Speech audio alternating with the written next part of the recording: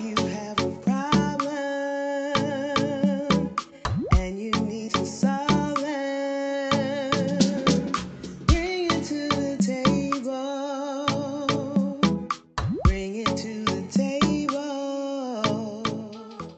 Hi, everyone, and welcome back to Bring It to the Table, where friends from Africa and the diaspora come together in fun conversation to talk about life in the Gambia.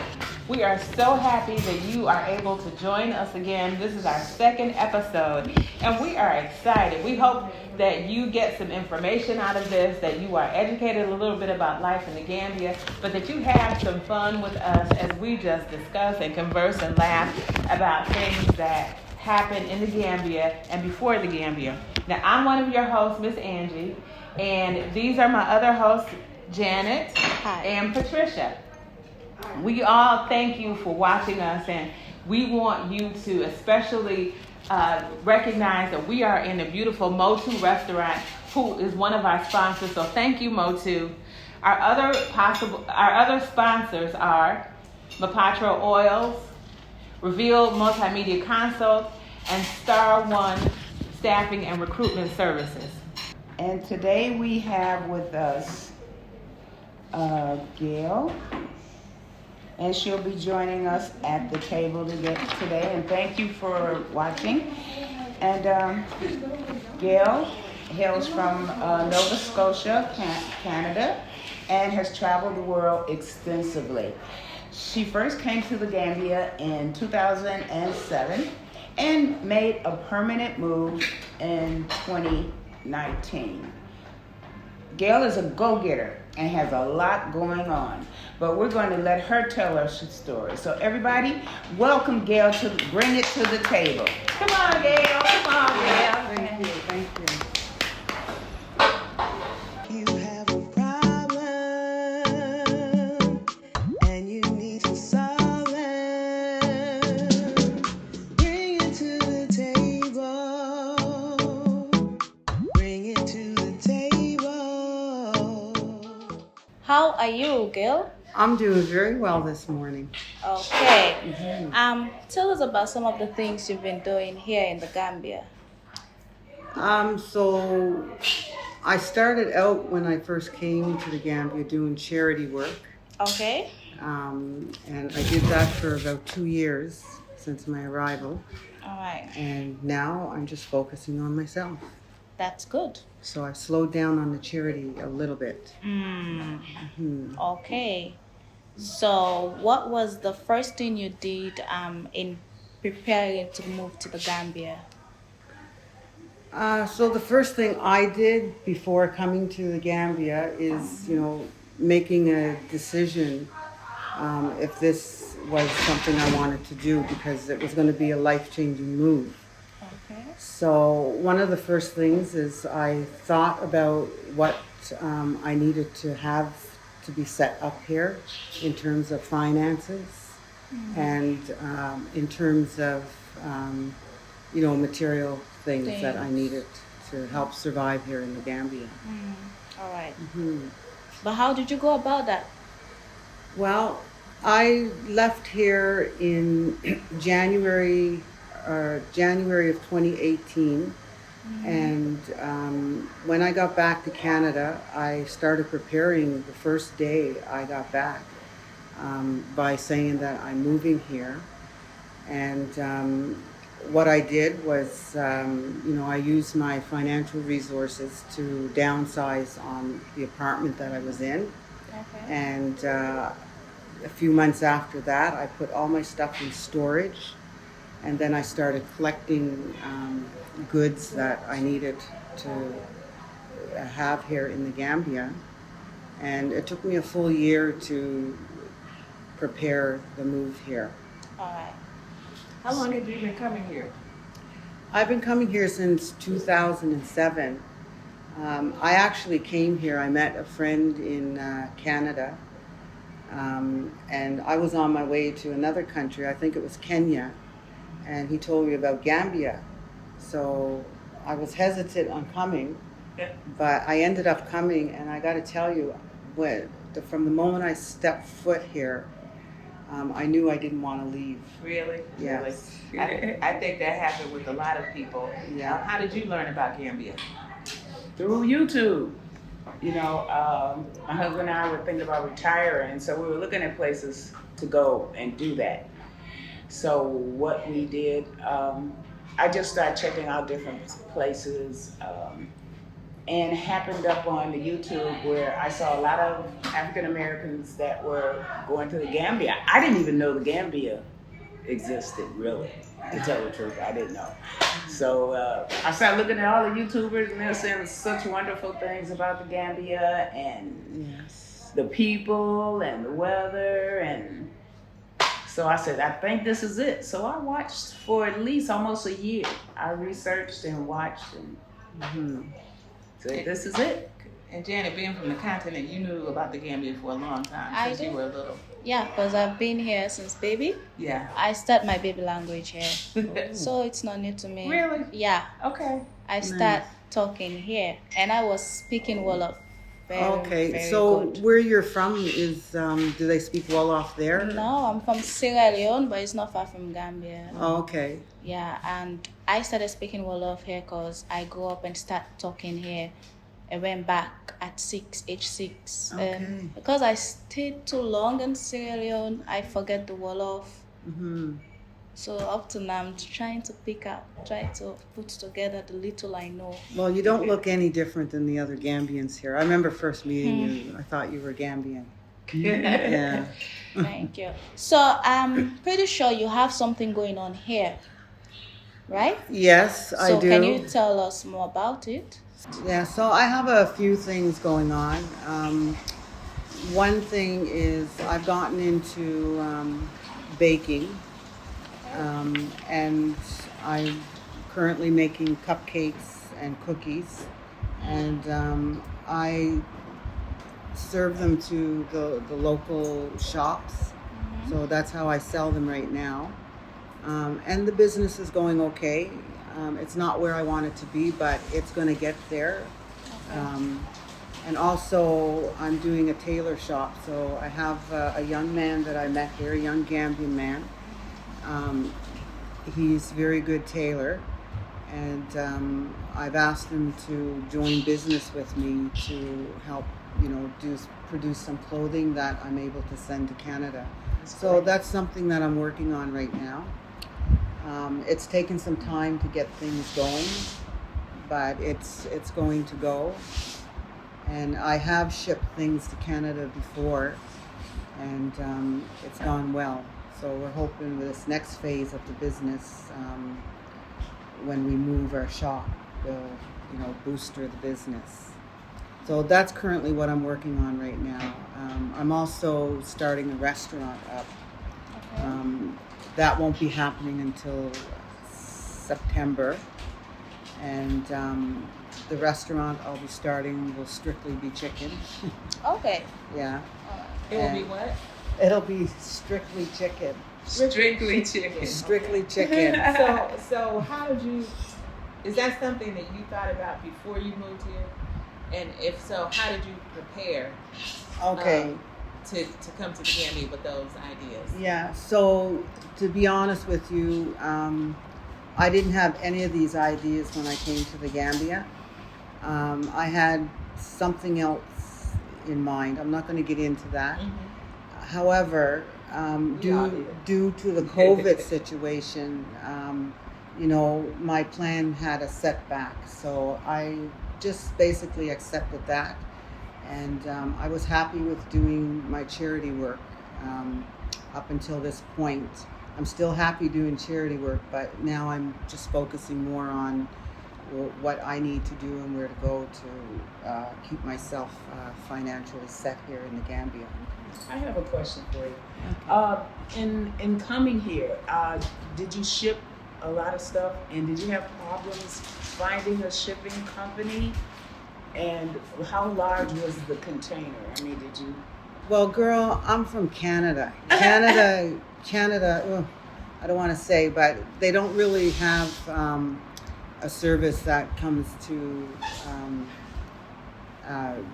West Africa here. So what I did was I rented my own 40-foot container. And How much did that cost? so from Canada, they charge U.S. prices to do this. So it was $4,600 to rent the container on the Canadian side. Then it costs $300 Canadian for the service fee. And then when I got it to Gambia here, it was a whole different story. So I'm telling you, you've got to know your ins and outs here when dealing with the agents. I did phone ahead of time to find out what the cost would be to clear a car, and to clear the items and that. So I got so many different prices. I've got 10,000, 180,000. Some people said 200,000. Dallasy, yes, which equals 4,000, maybe 2,000 to 4,000 US. So I was lucky. I found an agent, and it cost me 170,000 Dallasy to clear my container. So I had 2 cars in my container, and one car cost me more in duties and taxes than the other one. Why? Well, I had a small car, but they considered that car a luxury car. But actually, my van was more of the luxury car than the car was. So sometimes they don't really know or check into the types of cars here. So they considered your van more of a work vehicle. Yeah, So that's something people need to understand. Yes, Yeah. exactly. And then bring your cars over. And that's right, and you do get a break on that. Yes. Also, when you bring your cars, the cost on the duties for your household goods are lessened as well. Because those are, so basically the necessities are things that are cheaper to bring over. Yes, exactly. Anything that is considered a luxury, or even something that you can sell to somebody else to make some money. Yeah. Now, It's taxed higher. one of the things, and I don't know if we should say this. You might have to edit it out, but it's best to, when you clear your goods, to clear it as household goods, because when you clear that you're using something for business, you may not end up using it for business. Yes. But yet you're going to end up paying a little bit of a more tax on it. Because So you never know. Like you, Yeah. you said that you came without some of the same ideas that you have now. And since I've been here, there have been ideas that I've had, or other people that have been here. They thought of things, because you think of things once you get here and you see a need, or you see a gap, and you try to fill it.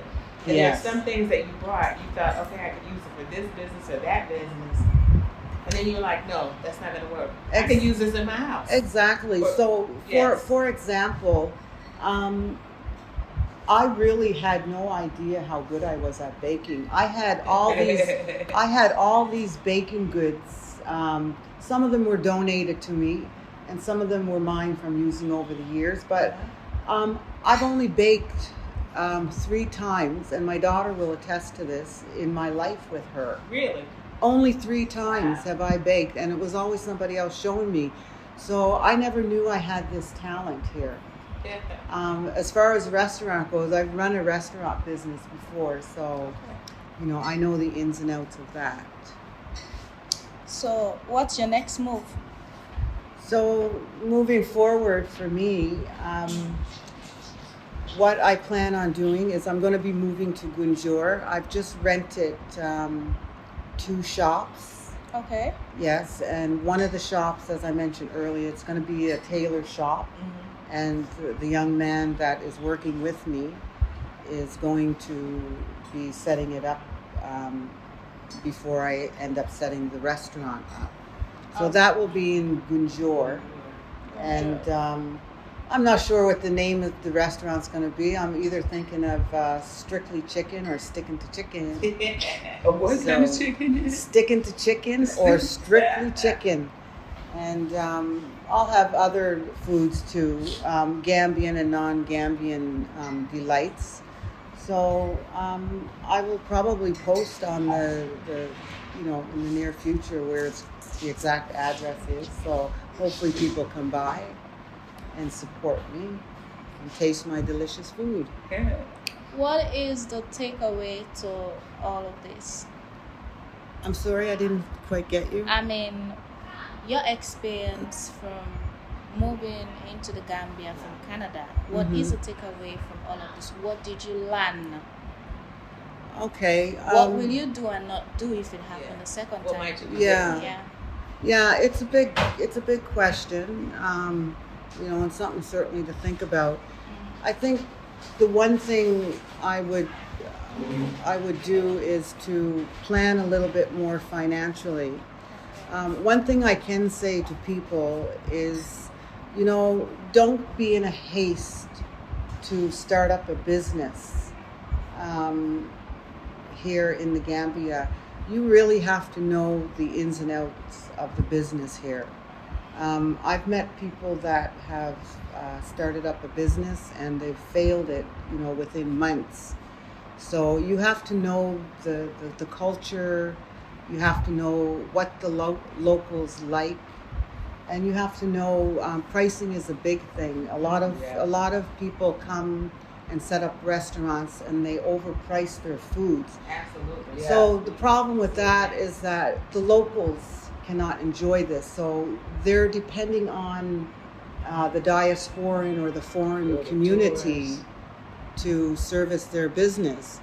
But I'm very avid on serving the local people. So when I make cupcakes, yes, I do charge, $25, $30, even $50 for one. But I also make ones that are for $10, even the $5 ones, because I want everybody, especially the local people, to enjoy my food or my cupcakes, because those are the people that ultimately are supporting me and paying my bills, if you will. Okay, let me ask. So, at what point did any of you, during your preparations, have the talk with your family about moving not just across the country, but moving to a whole new continent? When did you all have the talk, if you did have the talk with your family and friends? Well, I'll go first. Quite frankly, I never had the talk with anybody. I've been such an independent woman, and I've traveled lots. So, when I told my family and my friends that I'm moving to Africa, I just, I didn't have a conversation about it. I just said I'm moving to Gambia, and that's it. But I received a lot of support from those people, and they even helped me by giving me things, to give away here and whatnot. So yeah. And you? Anybody else? I didn't tell anybody for a long time. The only person who was my husband and maybe a few choice people. I didn't tell my sister, who I'm very close to, because she was going to tell me no. So I didn't tell anybody up until the last minute. And then since my children know me, they didn't have too much of a problem with it. Other family members were wondering, Africa, because, they watch TV and they get their IDs from television, which it tells another vision of Africa, which is not true. That's right. So, very last minute. But once they realized it was a done deal, they gave me a going away party. Wow. So, nice. But I want to piggyback on something you just said. The visions, the images on TV are not true. I don't agree that they're not true. I agree. I think that there's a truth. I think people look at and take what they want. because there's so many wonderful images of Africa on television. But people, I can only talk about, you know, the people I know in the U.S. They don't always focus on that. They focus on other things. I think that with the internet and with all of the cable stations that we have, with all of the media that we have available, and everybody's on their phone. If people don't have a better idea of Africa, it's because they haven't chosen to look at it. And that's true. We did discuss this last night. Yeah. And let me change what I said. The images they accept the images of the bloated bellies, the children with the flies, the wars. Exactly. Those are more the things they focus on instead of seeing other aspects and beauty of Africa. Yes, you're right. And there are wars. There is starvation in Sudan and different places. So that is true, but got a lot of crime and different things in America too, and they trying to get there. So Right. that's a whole nother show. Right. so this is what we grew up seeing, is the images that, you know, when we were younger, we grew up seeing, you know, famine and whatnot. And it's stuck. Yeah, and it's stuck in everybody's minds. And, you know, the way they showed the African people dress in those images and that, it's stuck. But now, you know, all over the internet, YouTube, there's so much art coming out of Africa, especially in particular countries like Senegal. The fashion industry there, you know, it's to die for, if you will, because, you know, they make wonderful stuff. And a lot of the stuff you see in the Western countries come from there. And Gambia as well. So Africa is, you know, with music and other types of art, it's really being put on the dancing board. The dancing, yes. The dancing they're doing the dances of Africa all over, in Europe, in America. Yeah. Now, one thing I wanted to ask is, have any of you ladies learned any particular dance here? And if so, let's see one of your fancy moves. Let's show the audience what we've learned here. No. You two are the dancing machine. This is my dance buddy right here. We go hanging a little bit. But I will agree with Miss Angie, like, it all have to do with where you decide to search on if you want to know about Africa.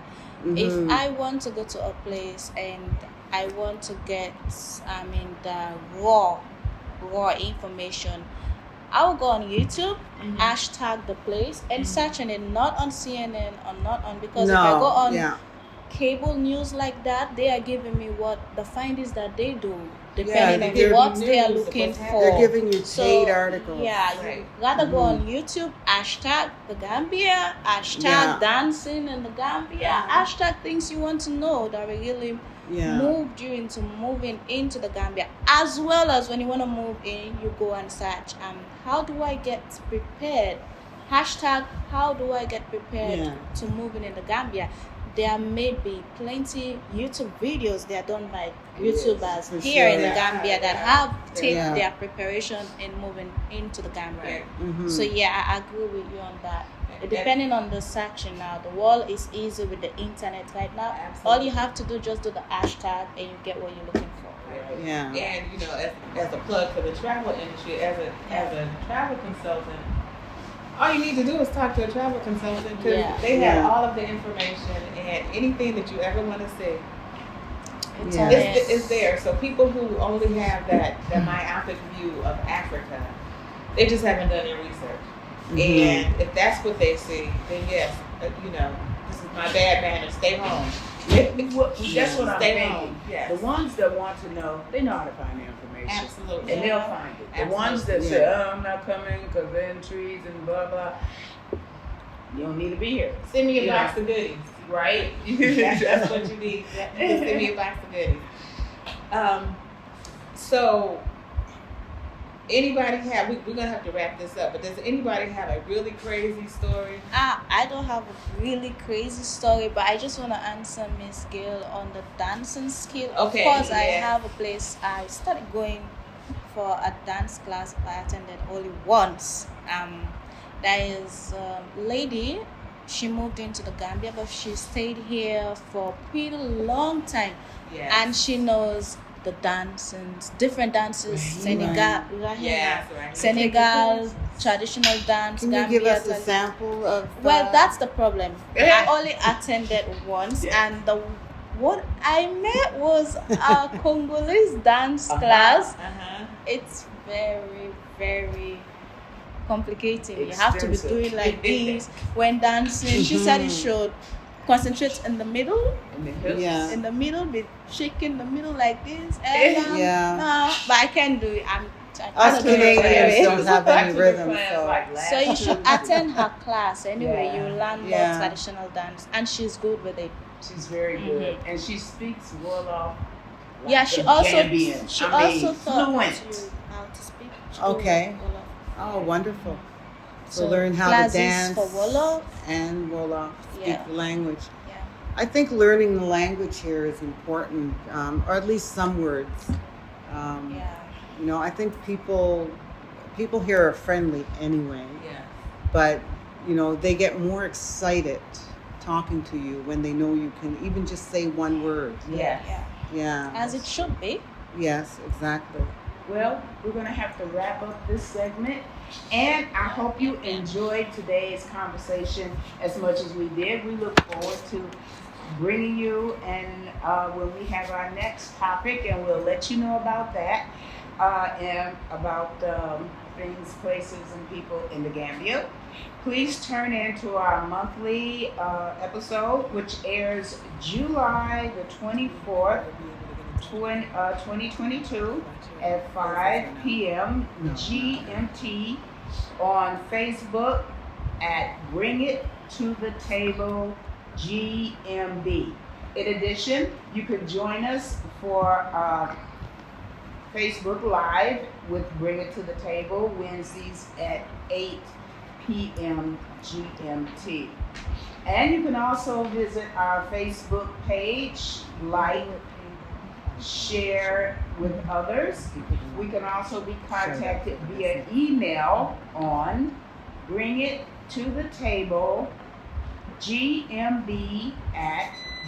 bringittothetablegmb@gmail.com, where you can send us your questions, comments, and topics that you would like to hear. And also, I will be posting it on my YouTube channel, The Exodus of Mapatro, Mapatro. Once again, we'd like to thank you for tuning in. Thank you, Miss Gail, for You're being welcome. with It us was a pleasure today. being here. Thank you. We really appreciate you. And thank you to our wonderful sponsors who are making a difference in the Gambia. Thank you, Motu, a Jamaican restaurant. Thank you to Mapatro Oils, purveyors of fine essential oils, because everyone likes to smell good. Yeah. We also like to thank Reveal Multimedia Consult, a one-stop multimedia brand that is revealing potential, and Star One Staffing and Recruitment Services, providing training, consultation, and more to help your business stand out, because customer service is job one. We also want you to check out the products of all of our sponsors. Their links will be on our Facebook page, Bring It to the Table GMB. And if you would like to be a sponsor of Bring It to the Table, please let us know. Send an email or contact us via our Facebook page. We are looking for sponsors. And if you think that you would like to be a guest on our show, also send us an email or contact us via Facebook. Thank you very much again. And we are looking forward to next time as we, ladies, Bring it Bring to it to the the table. table.